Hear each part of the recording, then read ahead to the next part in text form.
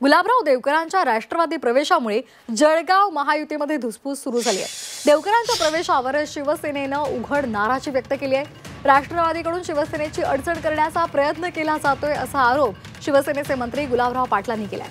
पक्ष प्रवेशाआधी शिवसेना शिंदेंना विश्वासात घ्यायला हवं होतं असंही गुलाबराव पाटलांनी म्हटलंय। गुलाबराव पाटलांनी अजित पवारांना युती धर्माची आठवण सुद्धा करून दिली आहे। जळगाव जिल्ह्यामध्ये सगळ्या ठिकाणी जिथे शिवसेनेचे आमदार लढतात तिथे एनसीपीने हे उमेदवार घेतलेले आहेत। कमीत कमी कन्सेंट एकनाथ शिंदे साहेबांचा घ्यायला पाहिजे होता। हे युतीचं धोरण आहे का हाही सवाल आहे। प्रत्येकाला मुभा आहे ज्याच्या त्याच्या पद्धतीची आपला पक्ष वाढवायची। आम्हालाही काही गोष्टीकडे लक्ष द्यावं लागेल। जिल्ह्याच्या ठिकाणी जे चित्र दिसतंय तर शिवसेनेला तुम्ही चुकीच्या पद्धतीने अडचणीत आणण्याचा जो प्रयत्न करतायत तर शिवसेना अडचणीत येणार नाही। यांच्या छातड्यामध्ये भगवा झेंडा घालून आम्ही निवडून आलेलो आहे। त्यामुळे यांनी किती त्यांना घेतलं तरी जो बशा बैल असतो तो बशाच असतो।